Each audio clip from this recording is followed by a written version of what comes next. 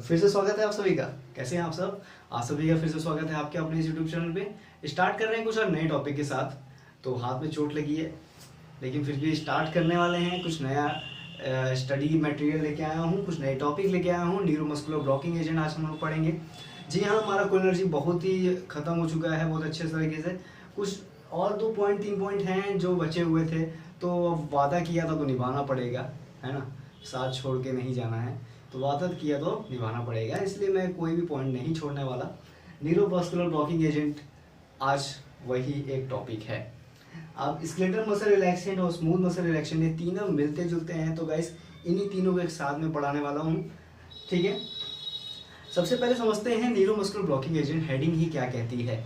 जी हाँ, तोड़ना सीख जाओ तो मतलब सीख जाओगे। चलो तोड़ देते हैं इसको, न्यूरोमस्कुलर ब्लॉकिंग एजेंट को। न्यूरोमस्कुलर, ठीक है, न्यूरॉन्स और मसल्स के बीच का एक जंक्शन। जब न्यूरॉन्स मसल तक जाती हैं, वहाँ पे उपस्थित जो भी रिसेप्टर्स हैं उन पे बाइंड करती हैं, तब ये इफेक्ट आता है ना। और जो ये इफेक्ट को लाने वाला है वो कौन से न्यूरॉन्स होंगी? क्या वो सेंसरी होंगी या मोटर होगी? गाइस जी हाँ, मोटर न्यूरॉन्स होंगी, क्योंकि मोटर न्यूरॉन्स ही सेंसर्स को लेके आती हैं ब्रेन से और फिर इफेक्टर सेल्स पे उसको बाइंड करा के एक्शन को प्रोड्यूस कराती है ना। तो अगर किसी एजेंट का यूज करके इस ट्रांसमिशन को रोक दिया जाए, यानी न्यूरॉन्स के ट्रांसमिशन को रोक दिया जाए, वो निकोटिनिक रिसेप्टर पे बाइंड नहीं करे, तो ये एजेंट का काम ही है न्यूरोमस्कुलर ब्लॉकिंग एजेंट। इस एजेंट का काम निकोटिनिक रिसेप्टर पे बाइंड होना ही होता है गाइस, मस्कुरैनिक नहीं होता, मस्कुरैनिक नहीं होता। कैसे याद रखोगे कि यहाँ हमेशा निकोटिनिक स्पेसिफिक बात करते हैं? बहुत सिंपल सा है। जब हम लोग पढ़ रहे थे रिसेप्टर्स एसिटिलकोलिन में, तो मैंने आपको बताया था 2 तरह के रिसेप्टर्स, एक निकोटिनिक एक मस्कुरैनिक। अब निकोटिनिक में मैंने बताया था NN, ठीक है। NM का फुल फॉर्म बताना क्या है? जी हाँ, न्यूरोमस्कुलर रिसेप्टर्स।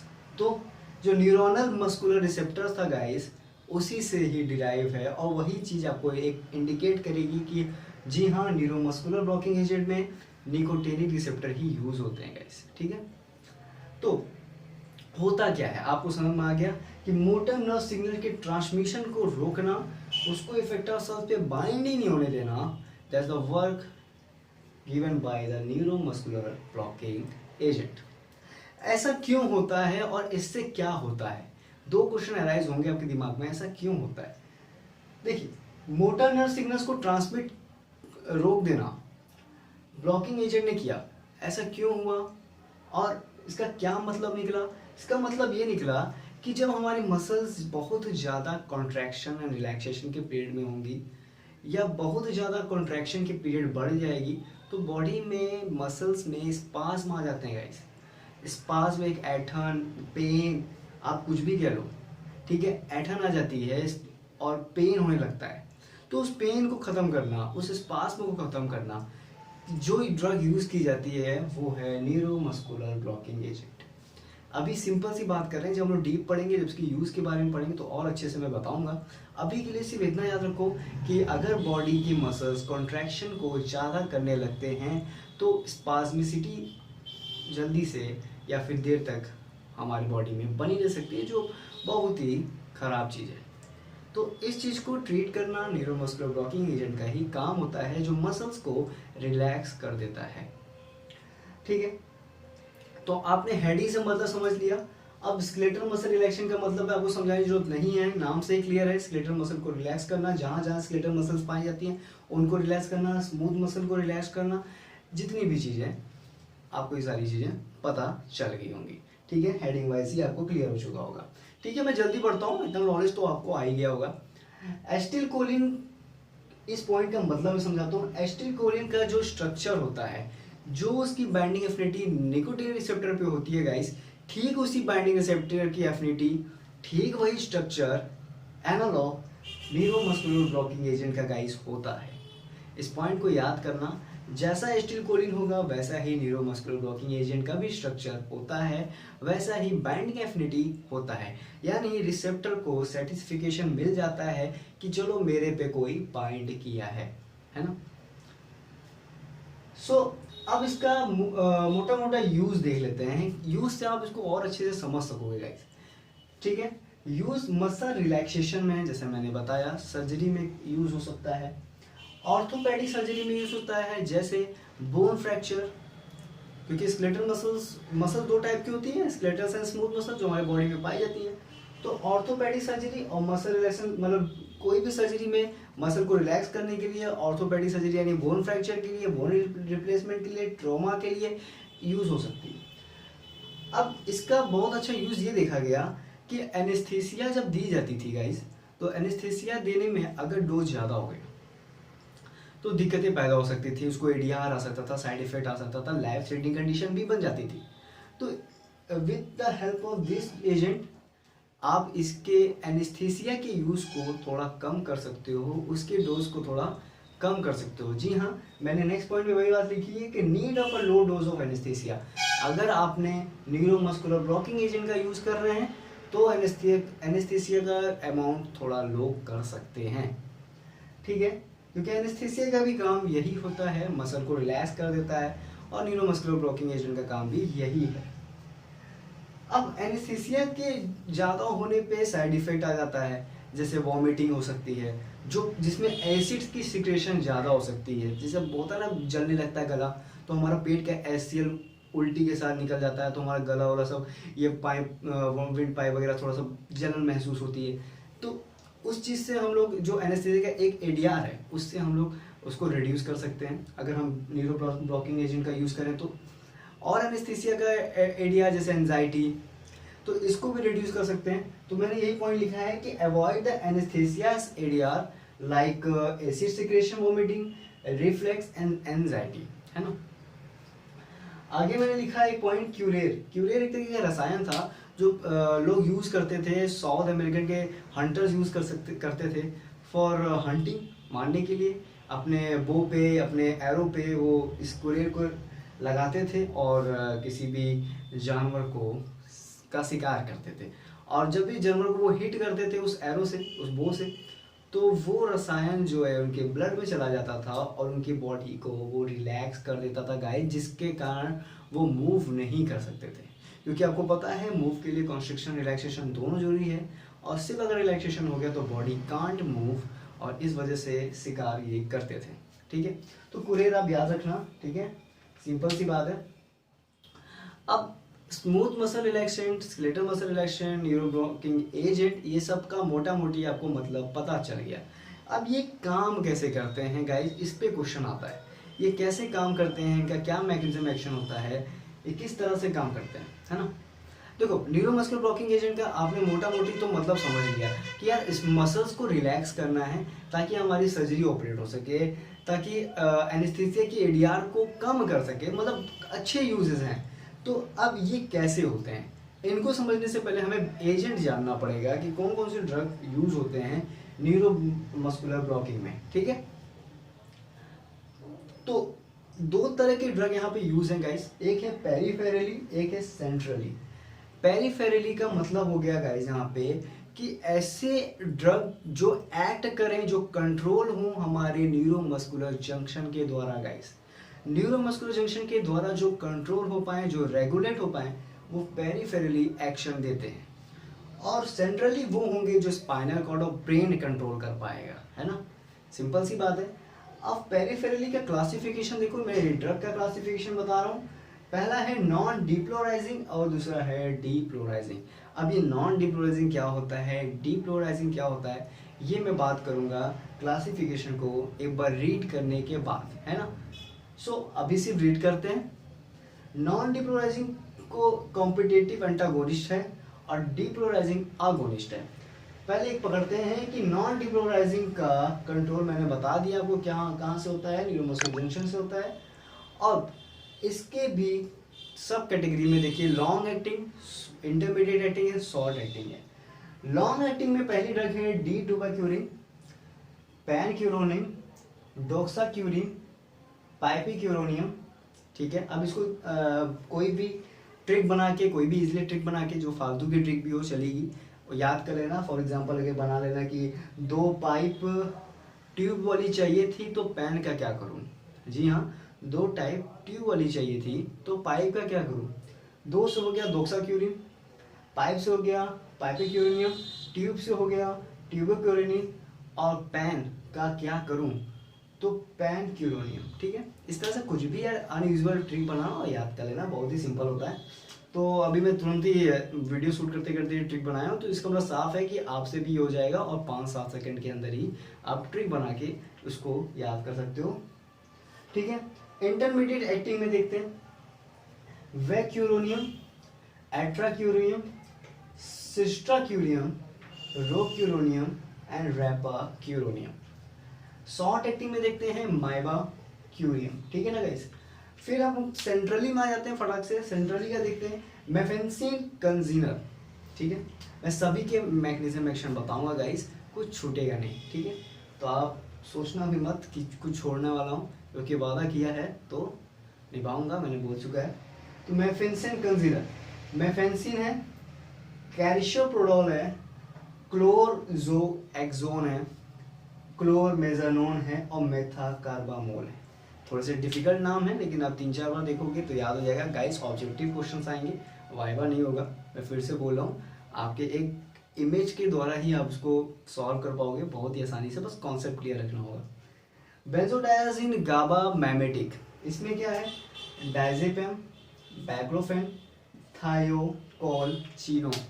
ठीक है, एक आखिरी है central alpha 2 agonist. Central alpha 2 agonist में हट जाता हूँ।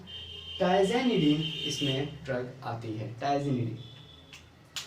अब मैं उन ड्रग को मार्क करने वाला हूँ गाइस जो इंपॉर्टेंट है, जिनका मैं बात करने वाला हूँ ये पूरे चीज को मिटाने के बाद, है ना। तो लॉन्ग एक्टिंग में देख लेते हैं pancuronium is a important drug, pipecuronium important drug, intermediate में वैलक्यूरोनियम, एट्राक्यूरोनियम और रोक्यूरोनियम, है ना।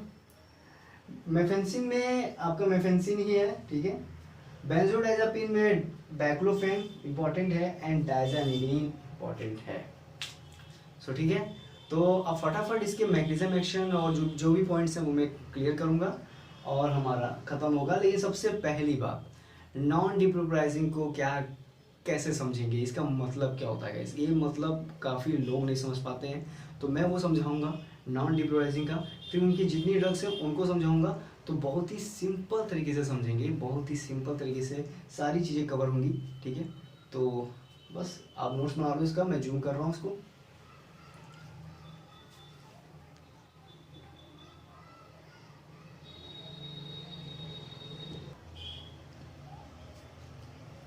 So guys, non depolarising agent को बहुत ही अच्छे से डिटेल से पढ़ना है हम लोग को, तभी समझ में आएगा कि स्मूथ मसल रिलैक्सेशन कैसे काम करते हैं। तो चलिए स्टार्ट करते हैं स्मूथ मसल रिलैक्सेशन को पढ़ना।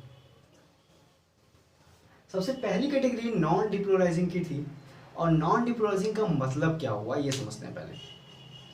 देखो, नॉन डिपोलराइजिंग का मतलब है कि ऐसे एजेंट जो डिपोलराइज नहीं करते हैं फिर भी एक्शन करते हैं, और इसका आगे नाम है कॉम्पिटिटिव एंटागोनिस्ट। अब मैं अगर आपको यहाँ मतलब समझाऊं तो आपके एकदम 2 फीट ऊपर से जाएगा, तो कोई मतलब है नहीं। तो पहले इसकी मैकेनिज्म एक्शन को मैं बताता हूँ, फिर आपको उस वर्ड का कहाँ इंडिकेशन हो रहा है ये भी बता दूंगा, है ना। चलो, नॉन डिप्रोसिंग आपको मोटा मोटी काम तो पता ही है क्या करना है, मसल को रिलैक्स करना है। ठीक है, चलते हैं स्टार्ट करते हैं। थोड़ी सी कोलोजी, प्रीवियस कोलोजी भी रिपीट करना पड़ेगा यहाँ पे।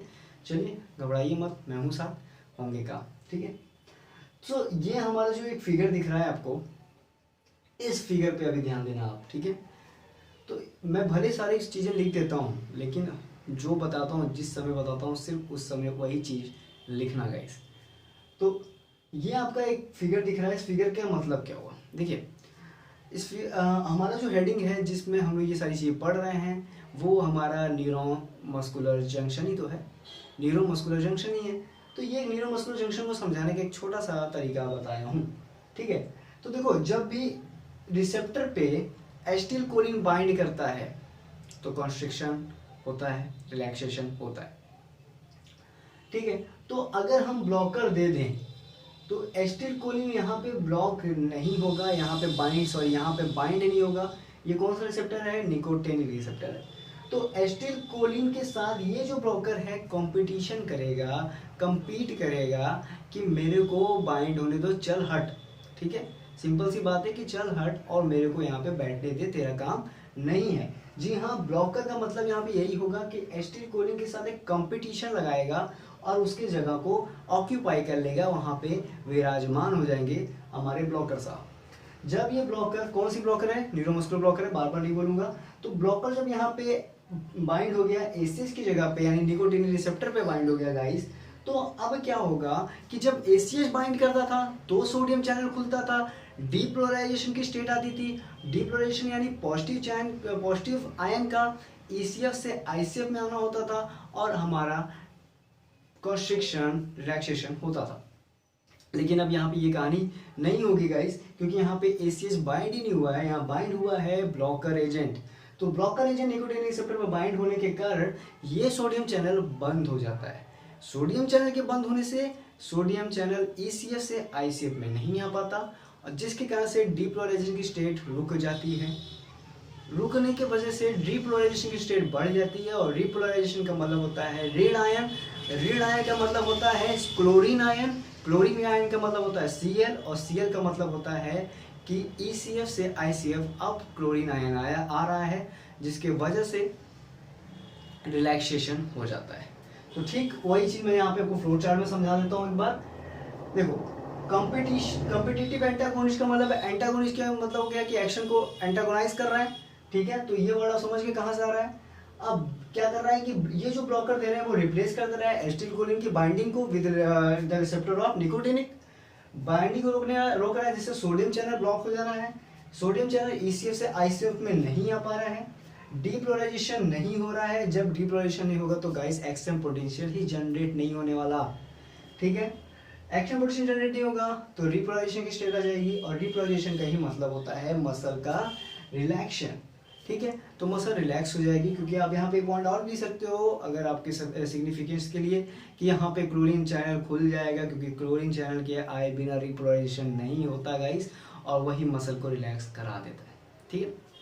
तो मेन यहाँ पे मोटा मोटी सोडियम चैनल का बंद होना ही है, सोडियम चैनल यहाँ पे बंद हो रहा है, ठीक है। इस फ्लो चार्ट को बनाना ये बहुत हेल्प करेगा आपको शॉर्टली समरी के लिए। जब आप समरी इसका देखना चाहोगे फटाफट आप देख सकते हो इस चीज़ को। अब मैं कुछ पॉइंट की बात कर लेता हूँ। देखो ब्लॉकर, ये जो ब्लॉकर है अब इसकी पॉजिटिव होने लगी, ये भी हो सकता है कि ये ब्लॉकर बहुत देर से बाइंड किया रहा है, तो इसका भी तो एक एक्शन इनहेंस होने पे दिक्कतें आ सकती हैं। तो अगर हम ये चाहें कि हम एसिटिल कोलिन का एक्शन पाएँ और ब्लॉकर का नहीं पाएँ तो क्या कर सकते हैं? जी हाँ, अब ऐसा कोई एजेंट यूज़ करो जो एसिटिल कोलिन है और उसको आईवी फॉर्म में दो। अगर एसिटिल कोलिन को डॉक्टर आईवी फॉर्म में देता है तो ब्लॉकर जो भी है वो अपना एक्शन डिस्ट्रॉय कर देता है, यानी ब्लॉकर डिस्ट्रॉय करता है, उसका एक्शन नहीं आता है गाइस, एक्शन आता है एसिटिल कोलिन का। तो सिंपली बात करूं कि आईवी फॉर्म में एसिटिल कोलिन देने से इसका कंसंट्रेशन हाई हो जाता है, जिससे ब्लॉकर खत्म हो जाते हैं और ब्लॉकर के एक्शन खत्म होने की वजह से आपको एसिटिल कोलिन का एक्शन मिल जाता है, क्योंकि वो निकोटीन रिसेप्टर पे बाइंड करने के लिए एफिनिटी प्रदान हो जाती है उसको, है ना। अब एक बहुत इंपॉर्टेंट पॉइंट बात करने वाला हूँ जिपैट के पर्पज से एक्शन। नॉन डिपोलराइजिंग एजेंट का ज़्यादातर एक्शन देखा जाता है हमारी उन जगहों पे जहाँ छोटी छोटी मसल्स होती हैं, जैसे आंखों की, है ना। तो इनका जो ऑर्डर ऑफ पैरालिस्ट है, क्योंकि देखो यार मसल रिलैक्स हो जा रही है यानी मसल डिफंक्शनाइज्ड हो जा रही है, यानी मसल पैरालाइज्ड हो जा रही है। तो ऑर्डर ऑफ पैरालाइज्ड, जहाँ जहाँ मसल्स है पकड़ लो उसको। फेस पहले होगा, आई दूसरी में होगा, फिर फिंगर होगा, फिर लिम्ब होगा, फिर नेक होगा। तो ये ऑर्डर आपको याद रखना होगा, face, eye, finger, limb, neck. तो यहाँ से आप याद कर लो face and eye, then finger, then neck, then limbs, ठीक है, सॉरी लिम्ब एंड नेक। फिर रिकवरी इसका जस्ट ऑपोजिट करना है आपको, नेक से जाना है लिम्ब पे, फिर फिंगर पे, फिर आई पे, फिर फेस पे, है ना, ठीक है। और रिकवरी का मतलब आप समझ गए होंगे गाइस कि आपको यहाँ पे एसिटिल कोलिन की मात्रा अगर आईवी फॉर्म में देके उसको बढ़ा दे रहे हो कंसंट्रेशन को, तो ये रिकवरी फॉर्म में आ जाएगा और नेक, लिम्ब, फिंगर, आई, फेस, इस ऑर्डर में रिकवरी होगी, ठीक है। तो इसमें एक और पॉइंट है pharmacological actions. Non depolarising agent का पूरा फार्माकोलॉजिकल एक्शन एक मोटा मोटी मैं बताने वाला हूँ यहाँ पे। तो देखो सबसे पहला है स्केलेटल मसल्स। इसमें क्या समझना है आपको पता है फार्माकोलॉजिकल एक्शन क्या होता है यार, इसमें क्या बताऊँ, ठीक है। तो मैं आपको एक छोटा सा नोट्स बनवा दूंगा यार। स्केलेटल मसल्स का पहला देखते हैं, स्केलेटल मसल क्या है। जब हम कोई भी ड्रग आईवी फॉर्म में देते हैं नॉन डिपोलाइजिंग एजेंट की, तो मसल की वीकनेस बहुत तेजी से हो जाती है, जिससे फ्लैसिड पैरालिसिस हो जाता है, ये देखा जाता है स्केलेटल मसल्स में। दूसरी बात है ऑटोनोमिक गैंग्लिया, जितनी भी गैंग्लियोनिक रिसेप्टर्स है ना उनको ब्लॉक कर देता है, याद रखना। तीसरा है हिस्टामिन रिलीज। अब इस पे ध्यान दो, देखो हमारे मास्ट सेल से हिस्टामिन निकलता है, ठीक है। तो इसमें एक ड्रग पढ़े थे आप जो लॉन्ग एक्टिंग में थी, याद होगा आपको, डी-डुबेक्यूरिन। एक ऐसी ड्रग जो क्या करती है, मास्ट सेल पे को स्टिमुलेट करती है और हिस्टामिन के रिलीज को बढ़ा देती है। जब हिस्टामिन निकलता है वहाँ से तो फ्लशिंग, ब्रोंकोस्पाज और रिस्पिरेटरी सिक्रेशन को बढ़ा देता है। तो ये सारे इफेक्ट्स आ जाते हैं, ठीक है। इसको और अच्छे से समझोगे एक सीरियस के पॉइंट में, ठीक है। अभी के लिए इसको थोड़ा सा रोक दो। आगे चलते हैं जीआईटी में। जीआईटी में क्या होता है, जीआईटी में पेरिस्टालिटिक मूवमेंट होता है, पेरिस्टालिसिस मूवमेंट होता है। उस पेरिस्टालिसिस मूवमेंट को, क्रमानुकुंचन गति को वो क्या कर देता है, ब्लॉक कर देता है, कम कर देता है। सीवीएस में देखो डी-डुबेक्यूरिन जो ड्रग है वो बीपी को कम कर देती है। किन किन कारणों से, देखो मैंने एक पॉइंट बता दिया था, गैंग्लियोनिक ब्लॉकेज। तो गैंग्लियोनिक ब्लॉकेज से भी बीपी कम हो जाता है, हिस्टामिन रिलीज से भी हो जाता है, और रेड्यूस ऑफ वेनस रिटर्न से भी बीपी कम हो जाता है। तो इन तीनों कारण से बीपी का फॉल हो जाएगा। सीवीएस में ये एक्शन दिख जाता है। सीएनएस की बात करूँ, सीएनएस आप थोड़ा सा रिवाइज करो। मैं सीएनएस में एक पॉइंट आपको कहूँगा रिवाइज करके बताने को, तो आप सोचना उस चीज़ को पॉज करके ईमानदारी से, ठीक है। तो सीएनएस में क्या इफेक्ट होता है, देखो जो भी नॉन डिपोलराइजिंग के एजेंट्स है ना वो क्वार्टनरी कंपाउंड्स के नीचे रखती हैं। अब आप बताओ, अगर क्वार्टनरी कंपाउंड्स के नीचे रखती हैं तो क्या सीएनएस में इफेक्ट आएगा? खुद सोचो, 2 मिनट का पॉज लो और बताओ। मैं हिंट दे दे रहा हूँ आपको। जब मैं क्वार्टनरी कंपाउंड बता रहा था तो मैंने एक हेडिंग लिखवाई थी फीचर्स, और फीचर्स में मैंने कुछ पॉइंट्स बताए थे। तो उस फीचर्स के पॉइंट्स को आप थोड़ा सा रिकॉल करो और बताओ कि क्या हो सकता है यहाँ पे क्वार्टनरी कंपाउंड में सीएनएस पे क्या इफेक्ट आ सकता है, ठीक है। तो खुद से पॉज करो, सोचो, मैं आंसर बताने वाला हूँ। तो सीएनएस क्वार्टनरी कंपाउंड है भाई, तो फीचर्स क्वार्टनरी कंपाउंड्स का आपको याद होगा, डू नॉट क्रॉस BBB, तो इफेक्ट नहीं है ना, सिंपल सी बात। सो खत्म हो गया नॉन डिपोलाइजिंग एजेंट। अब इसमें कुछ ड्रग्स हैं नॉन डिपोलाइजिंग एजेंट के, छोटे मोटे ड्रग्स के कुछ छोटे मोटे इंट्रो, ठीक है। नन्हे नन्हे छोटे छोटे बच्चे हैं, उनको भी देख लेते हैं, ठीक है। तो तब तक इसका नोट्स बना लो, मैं जूम कर रहा हूँ।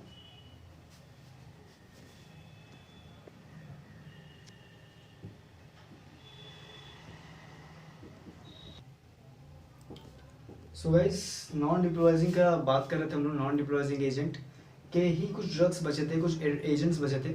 तो पहला एजेंट है पैनक्यूलोनियम। पैनक्यूलोनियम का देखो नेचर सिंथेटिक स्टेरॉइडल है। मैं बस पढ़ रहा हूँ, बहुत छोटा सा ये टॉपिक है, ठीक है। सिंथेटिक स्टेरॉइडल कंपाउंड है और 5 गुना ज़्यादा तेज होता है, लॉन्गर एक्टिंग होता है इसका डी-टुबेक्यूरेन से। अब आप पैनक्यूलोनियम किस में आता है, तो आपको नाम पहले ही मैंने यहाँ पे मेंशन कर दिया, लेकिन आप क्लासिफिकेशन देखोगे तो लॉन्ग एक्टिंग में आता है। पाइपक्यूलोनियम मैंने बोला था, तो ये भी लॉन्ग एक्टिंग की ड्रग है, ड्यूरेशन ऑफ एक्शन ज़्यादा है, देख लोगे तो आप कोलोजी में ये टर्म तो जानते होगे, ड्यूरेशन एक्शन ज़्यादा है तो ऑनसेट ऑफ एक्शन बहुत तेज़ी से आता है। रिकमेंडेड है प्रोलॉन्ग सर्जरी के लिए। गैस यही क्वेश्चन पूछा जाता है कि कौन सा प्रोलॉन्ग सर्जरी के लिए है, तो पैपरक्यूलोनियम ज़्यादा यूज़ होता है। एक है वैक्यूलोनियम जो रूटीन सर्जरी के लिए यूज़ होता है। अब वैक्यूलोनियम किस में है, इंटरमीडिएट एक्टिंग में है, क्लासिफिकेशन में आपने देखा ही होगा। एट्राक्यूलोनियम 4 गुना कम पोटेंट होता है, 4 गुना कम पोटेंट है पैनक्यूलोनियम से, ठीक है। तो पैनक्यूलोनियम देख लो आप, बहुत अच्छी ड्रग है यहाँ पे, और शॉर्टर एक्टिंग है, ठीक है, यानी इंटरमीडिएट एक्टिंग ये भी आती है आपकी, आपने देखा ही होगा एट्राक्यूलोनियम को, ठीक है। तो अब एक पॉइंट मैं बताना चाहूँगा कि वैक्यूलोनियम जो मैंने लिखा है, और एक और ड्रग थी रोक्यूलोनियम। तो वैक्यूलोनियम और रोक्यूलोनियम जो ड्रग होती है वो ज़्यादातर सेलेक्टेड होती हैं इन सारे केसेस में, न्यूरोब्लॉकिंग एजेंट के केसेस में, ठीक है। इनका मोटा मोटा यूज़ देखो, मैं 2 ही बताया हूँ, और भी यूजेस है जो पिछली क्लासेस में हम लोगों ने बात कर ही ली थी, फिर भी अब थोड़ा सा और यूज़ देख लेते हैं। एडजुवेंट ऑफ जनरल एनेस्थीसिया, जो मैंने बताया था कि इसको एनेस्थीसिया के साथ आप दे सकते हो एडजुवेंट के रूप से, और असिस्टेड वेंटिलेशन यानी वेंटिलेशन सपोर्ट में भी इसका आप यूज़ कर सकते हो, ठीक है। तो नॉन डिपोलराइजिंग एजेंट का हो गया, आपको समझ में आ गया होगा कि अब तो ये नॉन डिपोलराइजिंग का एजेंट का मतलब ही क्या हुआ, उसके मतलब का नाम क्या हुआ, वो क्यों ऐसा नाम अपने आप को दिया, है ना। कॉम्पिटिटिव एंटागोनिस्ट आपको समझ में आ गया था, मैंने जैसे बताया था, और डिपोलराइजिंग आपको मैंने समझाया नहीं होगा, लेकिन हाँ आप इतना तो गेट कर ही लिए होगे गाइस कि डिपोलराइजिंग नहीं हो रही थी इसमें, तो इसीलिए नॉन डिपोलराइजिंग था, ठीक है। सो अब इसका भी एक छोटा सा नोट्स बना लो, बहुत छोटा टॉपिक है। अब हम स्टार्ट करेंगे डिपोलराइजिंग और ख़त्म करेंगे स्मूथ मसल रिलैक्सेंट को। ठीक है।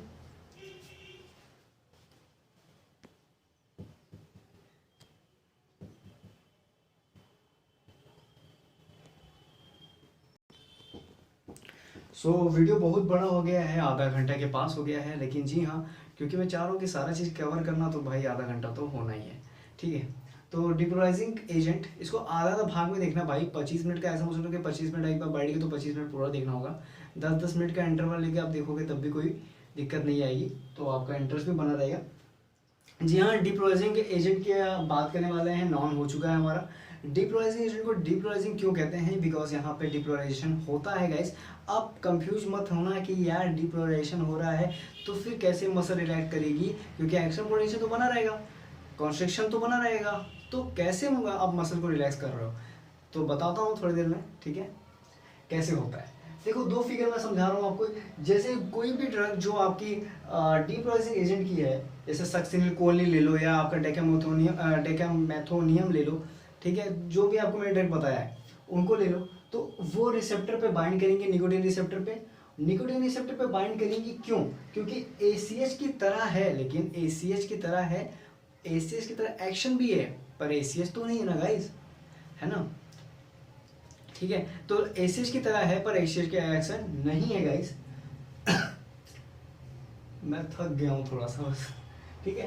तो निकोटीनिक रिसेप्टर पे जैसे ही हमारी डिपोलराइजिंग एजेंट बाइंड करेगी, और बाइंड करने के बाद ये सोडियम चैनल को ओपन ही रखेगी। क्यों ऐसा कर रही है? क्योंकि वो ACH की तरह ही एक्शन है। तो हमारा बॉडी कहेगा जब ACH की तरह एक्शन है, ACH ही लग रहा है मेरे को, तो फिर मैं सोडियम चैनल को क्यों बंद करूँ? तो खोला रखेगा।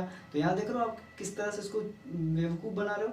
जी हाँ, तो उस तरह से सोडियम चैनल को आप ओपन ही रहेगा यहाँ पे, और डिपोलराइजेशन की स्टेट आएगी। तो ये फेज 1 का केस है, जहाँ आपने एक एजेंट लिया, निकोटीन रिसेप्टर पे वो ब्लॉक किया, बाइंड किया सॉरी, और सोडियम चैनल को ओपन किया, डिपोलराइजेशन आया। फेज सेकेंड में क्या होगा कि अब धीरे धीरे हमारा जो है चैनल ब्लॉक हो जाएगा गाइस। कुछ इस तरह से समझो यार कि अब ज़्यादातर अब डिपोलराइजेशन की स्टेट बहुत ज़्यादा बढ़ जाएगी, तो बॉडी को भी तो रिलैक्स के एक पीरियड चाहिए होगा, वो भी तो थकेगी, उसका भी तो क्या कह सकते हैं, आप भी कभी कई बार मेहनत करते हो, काम करते हो, दिन भर थके रहते हो, तो रिलैक्स के मूड में आते हो ना, अपने आप ही आपकी बॉडी रिलैक्स करने में स्टेट में आ जाती है। उसी तरह से यहाँ पे भी एक सीन होता है, ठीक है। तो मैं आपको एक डायग्राम के थ्रू तो बता दिया, अब मैं आपको फ्लो चार्ट के थ्रू बताने वाला हूँ। तो देखो, जो ड्रग आपने दिया वो ACH की तरह ही एक्ट कर रही है, ACH तो नहीं है, लेकिन इसका मतलब है साफ है कि जो एंजाइम कोलेस्ट्रेज होता है वो ACH को मार सकता है, पर इस ड्रग को तो नहीं मारेगा। तो अब इस ड्रग को नहीं मारेगा, इससे फायदा क्या होगा कि बॉडी समझेगी कि ACH ही है, और वो अपना सोडियम चैनल को ओपन ही रखेगी। जी हाँ, तो सोडियम चैनल ओपन रहेगा तो फिर डिपोलराइजेशन की स्टेट आ जाएगी। अब ड्रग क्या करेगा? बाइंड करेगा। अब देखो, कोलेस्ट्रेज तो मार नहीं रहा है, ठीक है, क्योंकि ACH तो है नहीं वो, जिसके कारण से क्या है, ये अपने रिसेप्टर पे स्वतंत्र रूप से आराम से बैठे रहेंगे, बाइंड होते रहेंगे और अपना एक्शन देते रहेंगे गाइस, बहुत देर तक एक्शन देते रहेंगे, इसलिए इसका एक्शन यहाँ पे प्रोलॉन्ग हो जाएगा। अब एक्शन ज़्यादा देर तक प्रोलॉन्ग हो गया तो डिपोलराइजेशन की स्टेट बढ़ जाएगी बहुत ऊपर। डिपोलराइजेशन की स्टेट बढ़ने से थ्रेशोल्ड वैल्यू बढ़ जाएगी, जो हमारा न्यूरॉन्स का होता है, थ्रेशोल्ड बढ़ जाएगा। अब थ्रेशोल्ड बढ़ने से सोडियम चैनल ब्लॉक हो जाएंगे गाइस, और सोडियम चैनल जब ब्लॉक हो जाएंगे तो आंसर आपको पता है, रिपोलराइजेशन होगा, और रिपोलराइजेशन होने से मसल हमारी हमेशा रिलैक्स हो जाती है। तो ये तो आपको पता ही होगा गाइस। जी हाँ, कुछ इस तरह से ही होता है हमारा डिपोलराइजिंग एजेंट का मैकेनिज्म एंड एक्शन, ठीक है। अब मैकेनिज्म एक्शन को एक बार रिवाइज कर लेते हैं बहुत ही शॉर्टली तरीके से। देखो, सिंपल सी बात, इसको डिपोलराइजिंग एजेंट क्यों कहा गया, और एक और नाम दिया गया था इसको अगोनिस्ट, ठीक है। अगोनिस्ट क्यों कहा गया? क्योंकि देखो ये ACH की तरह एक्शन दे रहा है, पिछले वाला ACH की तरह एक्शन नहीं दे रहा था, उसका स्ट्रक्चर वगैरह बाइंडिंग एफिनिटी उसकी तरह थी, वो रिसेप्टर पे सेटिस्फिकेशन दे रहा था कि हाँ कोई बाइंड किया है भाई ना। लेकिन यहाँ वाला क्या कर रहा है, यहाँ पे ACH की तरह है पर ACH नहीं है गाइस। इसलिए नहीं है, और इसलिए ऐसी ड्रग दी जाती है ताकि वो कोलेस्ट्रेज से बाइंड, कोलेस्ट्रेज उसका कुछ ना बिगाड़ पाए और वो बहुत देर तक बाइंड ही रहे, जिससे डिपोलराइजेशन स्टेज बहुत देर तक बन जाए, और फिर जब वो डिपोलराइजेशन स्टेज बहुत देर तक बन जाएगी तो रिपोलराइजेशन स्टार्ट हो जाएगा और रिलैक्सेशन आ जाएगा आपके मसल्स में, है ना। सो हमारा डिपोलराइजेशन खत्म हो चुका है। अब इसकी जो एक ड्रग थी सक्सिनिल कोलिन, इसका देख लेते हैं। ये मसल रिलैक्सेंट है जो ट्रैकियल ट्यूब के लिए यूज होता है, कंट्राइंडिकेशन की बात कर लें तो देखो यंगर चिल्ड्रन में हाइपरकैलिएमिया हो सकता है इसलिए नहीं देते हैं, और कार्डियोअर्थीमिया हो सकता है इसलिए यंगर चिल्ड्रन में इसको अवॉइड किया जाता है। हाँ, इसका अगर आईवी इन्फ्यूजन देते हो तो कंटिन्यूस देने पे इसका एक्शन लॉन्ग एक्टिंग हो सकता है। ठीक है, तो सक्सेनिल कोनिल का आपके बारे में इतना ही ज्ञान प्राप्त है, पर्याप्त है। ठीक है, तो डिप्रोलाइजिंग हो गया हमारा। अब सेंट्रल एक्टिंग के बारे में फटाफट पढ़ लेते हैं। बहुत बड़ा वीडियो होने वाला है गाइस, बहुत बड़ा, क्योंकि मेरे ख्याल से मेरे चैनल का सबसे बड़ा वीडियो यही होने वाला है। क्या कर सकते हैं, मैं भी बहुत थक गया हूँ, लेकिन हाँ ख़त्म करना है, इसीलिए जो है लगा हूँ आपके साथ। आप भी थोड़ा सा एफर्ट देना अपना। ठीक है, तो मैं हट जाता हूँ, उसका आप नोट्स बना लेना।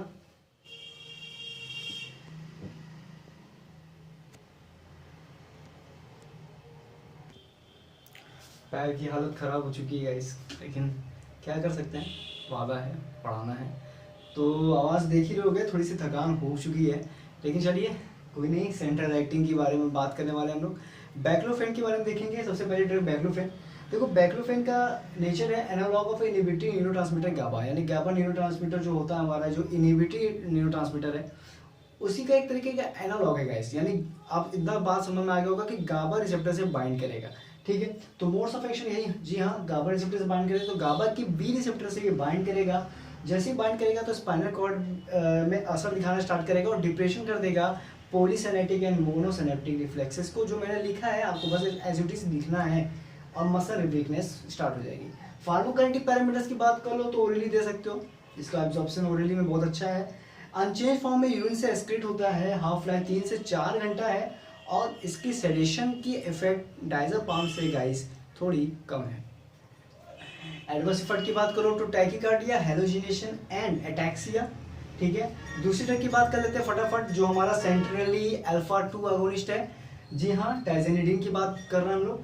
टाइजेनेडिन को आईवी फॉर्म में देंगे तो ब्लॉक कर सकता है एक्सेक्टरी अमीनो एसिड जो भी है हमारे स्पाइनल्स में उनको, और साथ ही साथ इनहिबिटरी न्यूरोट्रांसमीटर से लाइक ग्लाइसिन को भी ब्लॉक कर सकता है। एडवर्स इफेक्ट की बात करूँ तो ड्राई माउथ, इंसोमेनिया, ठीक है, फैसिलिटेटेड और एडीआर की बात कर लूँ तो ड्राई माउथ, इंसोमेनिया यानी अनिद्रा वगैरह की प्रॉब्लम हो सकती है। कंट्राइंडिकेशन है यहाँ पे, एंटी हाइपरटेंशन में वाले जो पेशेंट हैं उनको नहीं देना है, और खासकर क्लोनिडीन तो नहीं देना है। ठीक है, यूजेस की बात कर लूँ, सेंट्रल एक्टिंग जो भी ड्रग हमारे यूज हो रहे हैं मसल रिलैक्सेंट के, उनके यूजेस की बात कर लूँ तो टेटेनस में यूज है, इलेक्ट्रो कन्वल्सिव थेरेपी में यूज है, टॉर्टिकोलिस में यूज है, एंड लंबगो में यूज है। सो सेंट्रल एक्टिंग तो खत्म हो गया, एक छोटा सा टॉपिक बचा है गाइस। तो अगर उस छोटे से टॉपिक को नहीं भी बताऊंगा चलेगा, लेकिन भाई फिर वही बात आ जाती है, वादा किया है निभाना पड़ेगा, कोई छोड़ के नहीं जाना है। ठीक है, तो उसको भी बताता हूँ। सो आप इसका नोट्स बना लो, मैं हट जा रहा हूँ फिर से।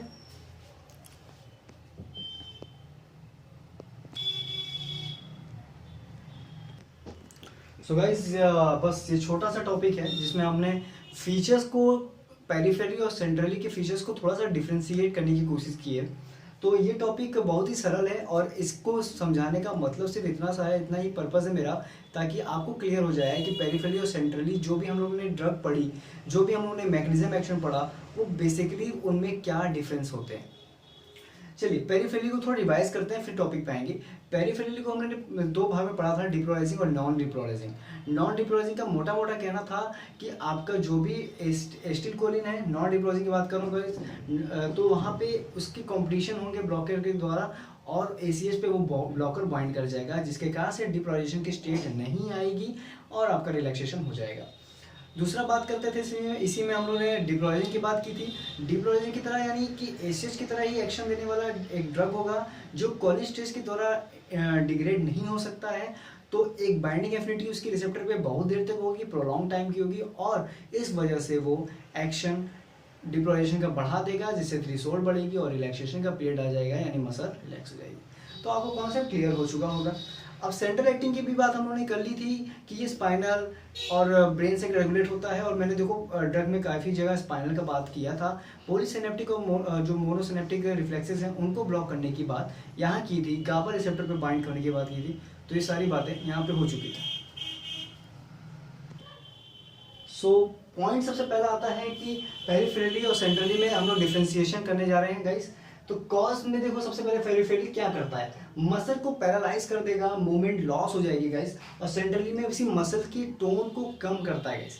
दूसरी बात कर लें, न्यूरोमस्कुलर ट्रांसमिशन को पूरा ब्लॉक कर देता है। देखोगे कि न्यूरोमस्कुलर ट्रांसमिशन की ही बातें हम लोग यहाँ पे कर रहे थे, मोटर न्यूरॉन्स की सिग्नलिंग को हम लोग यहाँ पे ब्लॉक कर रहे थे। यहाँ पे पॉलीसिनेप्टिक रिफ्लेक्सेस को ब्लॉक करने की बात आएगी जो सीएनएस में होगा, ठीक है। अब देखो पेरिफेरली कोई रेगुलेट होता तो है नहीं, सिर्फ न्यूरोमस्कुलर ट्रांसमिशन से ही रेगुलेट होता है, इसलिए वहाँ पे उसको ही ब्लॉक किया जाता है। और दूसरी पॉइंट यहाँ पे अगर मैं बोलूँ कि नो इफेक्ट ऑन सीएनएस, तो इसको एलोबरेट करके दिखाओ, आप खुद देख लोगे कि नो इफेक्ट ऑन सीएनएस क्यों। पहला रीजन ये है कि न्यूरोमस्कुलर ट्रांसमिशन को ब्लॉक कर रहा है, ना कि वहाँ पे ये पॉलीसिनेप्टिक या फिर सीएनएस के द्वारा रेगुलेट हो रहा है। सीधी सी बात करूँ तो ये रेगुलेट सिर्फ न्यूरोमस्कुलर ट्रांसमिशन के द्वारा होता है, इसलिए यहाँ पे सीएनएस को कोई इफेक्ट नहीं आएगा। दूसरा रीजन की बात करूँ तो नॉन डिप्रोजिंग की जितनी ड्रग थी सारी क्वाटरनरी कंपाउंड्स की थी। तो क्वाटरनरी कंपाउंड्स का एक ही मैकेनिज्म एक्शन था, आप ध्यान दोगे कि उनका फीचर्स था कि वो सीएनएस को क्रॉस नहीं करते गाइस, मैंने आपको बता दिया होगा। तो नो इफेक्ट ऑन सीएनएस इसलिए यहाँ पे है। तो अपोजिट जाओगे तो यहाँ पे सेंट्रली में इफेक्ट होता है, डिप्रेशन, हेलुसिनेशन वगैरह कॉज कर सकता है गाइस। आपको मैंने यहाँ पे एडीआर भी बता दिया, तो आप यहाँ पे कंफर्म हो चुके होंगे। पेरिफेरली का चौथा पॉइंट देखें तो इसको आईवी फॉर्म में ज़्यादातर दिया जाता है, और सेंट्रली का फूड देखें ओरली भी, या कभी कभार इसको पेनिट्रली भी दे सकते हैं। पेरिफेरली की बात करें तो शॉर्ट टर्म के लिए यूज होता है, जो ऑपरेशन शॉर्ट टर्म के लिए होते हैं। सेंट्रली की बात करें तो क्रोनिक स्पास्टिक कंडीशन के लिए होते हैं, जैसे टिटनस, जिसमें पूरी बॉडी अकड़ जाती है। तो ठीक है, हो चुका हमारा पेरिफेरली और सेंट्रली के बीच का डिफरेंशिएशन। देखो गाइस, सिंपल सी बात करूँ तो मैं भी अभी सीख ही रहा हूँ, मैं भी पढ़ ही रहा हूँ और फिर पढ़ा रहा हूँ।